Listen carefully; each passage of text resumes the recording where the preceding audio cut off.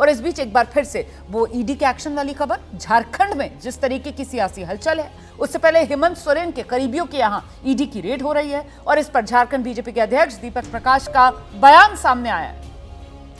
जिन लोगों ने झारखंड को दोनों हाथों से लूटा, उनके यहां रेड हो रही है। ये कह रहे हैं दीपक प्रकाश, झारखंड को लूटने वाले जेल जाएंगे। बीजेपी आक्रामक पूरी तरीके से हेमंत सोरेन पर।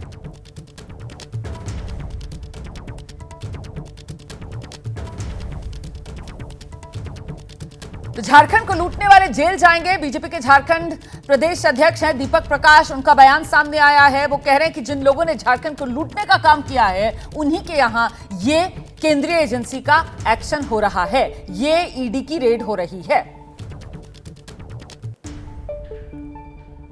झारखंड के मुख्यमंत्री के शागिर्दों के आज ईडी के छापे पड़े।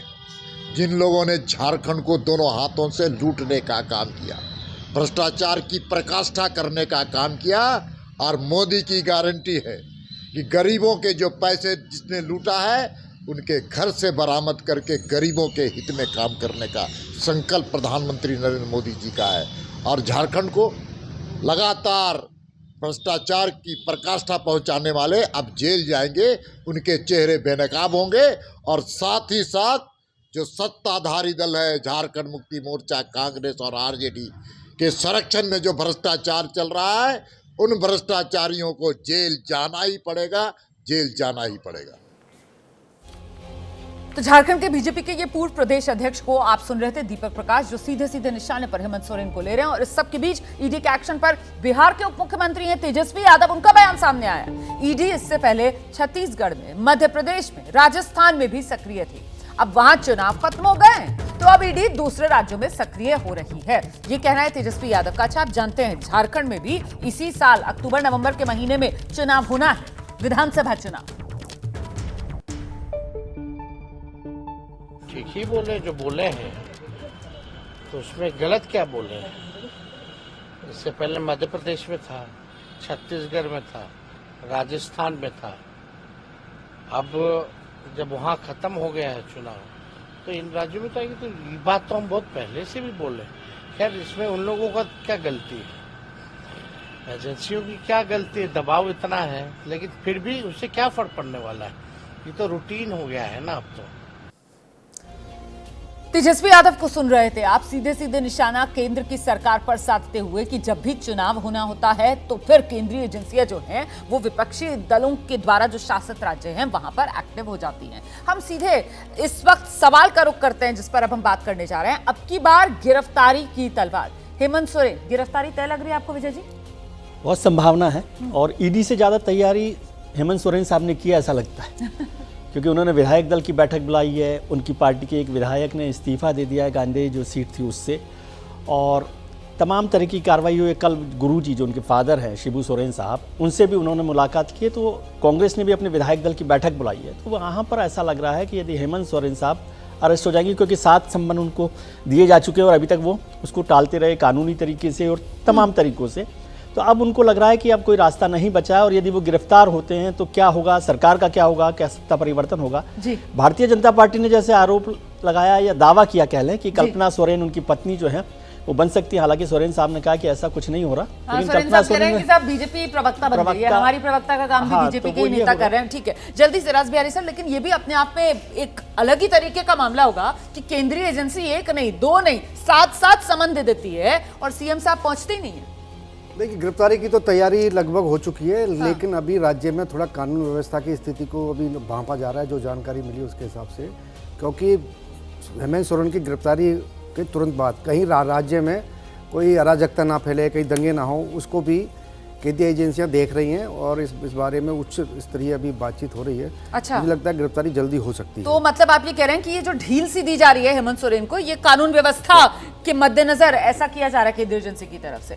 आइए प्रोफेसर साहब। देखिए रुमाना जी, ऐसा है कि 2022 से ही लगातार इस प्रकार की खबरें आती रही हैं कि हेमंत सोरेन के हाथ उतने साफ नहीं रहे हैं जितने साफ एक राजनीति में सुचिता का जो भूमिका होती है उतनी साफ नहीं रही है, और लगातार उस पर कयास लगते रहे हैं कि गिरफ्तारी आज होगी, कल होगी, परसों होगी। आज शायद लगता है कि शायद वो जो लंबा दौर कयासों का है शायद उसको आज विराम लगेगा। समस्या उसकी नहीं है कि गिरफ्तारी होगी, और गिरफ्तारी अगर वारंट है और अगर इस प्रकार की कोई ईडी को जानकारी है तो गिरफ्तारी हो सकती है। पर राजनीतिक तौर पर अगर देखें तो झारखंड शायद इसी साल जैसा आपने कहा चुनाव झारखंड में भी होने, विधानसभा के चुनाव होने हैं, और जानबूझकर ये भी हो सकता है कि सोरेन ने जानबूझकर अपने आप को उससे बाहर रखा होगा, ईडी से बाहर रखा होगा, ताकि वो चाहेंगे कि सिंपैथी वेव ये हो उनके साथ हो, या सिंपैथी फैक्टर को साथ लेकर वो चाहेंगे कि वो आप ये कह रहे हैं कि चुनाव साहब में जाएं। इबारत लिखी हुई देख रहे हैं अपनी गिरफ्तारी की हेमंत सोरेन, लेकिन वो चाहते हैं कि शहीद बनकर वो जाएं बिल्कुल, जेल में, तो बिल्कुल। इस वजह से वो हाँ, इंतजार करें ये कि हो खुद सकता है। ईडी आकर उनको गिरफ्तार सकता करे। है। ठीक है, झारखंड में जारी है ईडी वाला एक्शन, और झारखंड में आज ही विधायक दल की बैठक बुलाई है हेमंत सोरेन ने, जो मुख्यमंत्री हैं झारखंड के, जिन पर गिरफ्तारी की तलवार लटक रही है। और इस मीटिंग से पहले सोरेन सरकार के मंत्री हैं आलमगीर आलम, उनका एक बड़ा बयान सामने आया है। आलमगीर आलम कह रहे हैं राजनीति में वैकल्पिक व्यवस्था करके रखनी चाहिए। सीएम कौन होगा या कौन नहीं होगा ये तो बात की बात है, लेकिन वैकल्पिक व्यवस्था जिसका जिक्र कर रहे हैं यहां पर हेमंत सोरेन सरकार में मंत्री आलमगीर आलम, अपने आप में इस वैकल्पिक व्यवस्था की बात करके वो बहुत कुछ संकेत और संदेश दे गए। सुनिए जरा।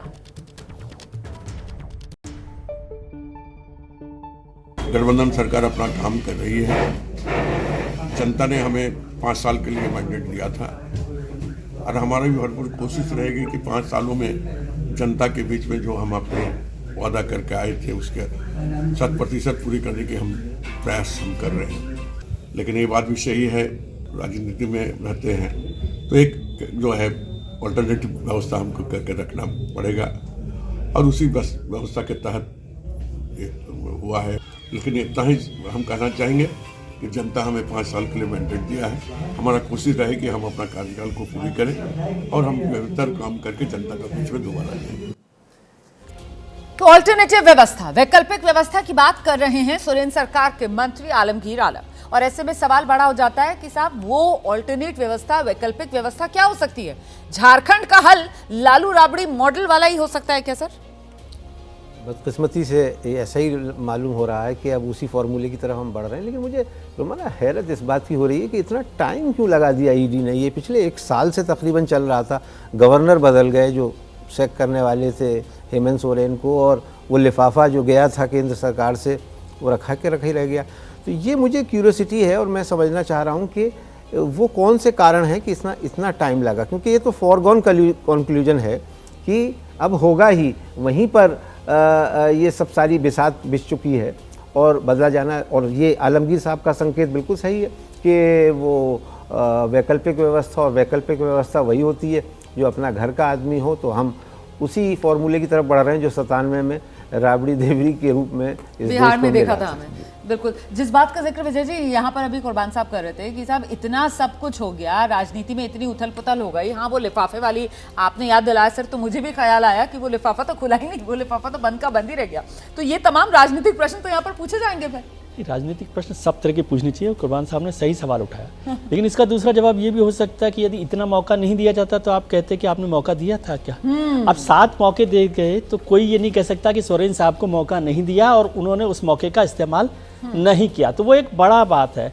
और जो वैकल्पिक व्यवस्था है उसमें भारतीय जनता पार्टी का जो मुझे एक ट्विस्ट लगता है, निशिकांत दुबे जी ने कल्पना सोरेन का नाम आगे किया है, तो उससे जो गठबंधन की सरकार है और खासतौर से जेएमएम है, कहीं उसमें स्प्लिट ना हो जाए।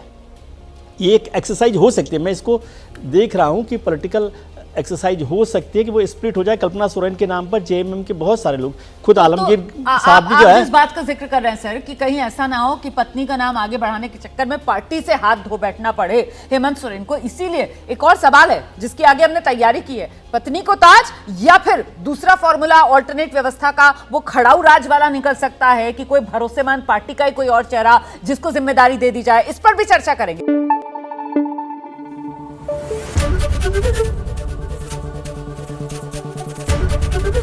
एबीपी न्यूज आपको रखे आगे।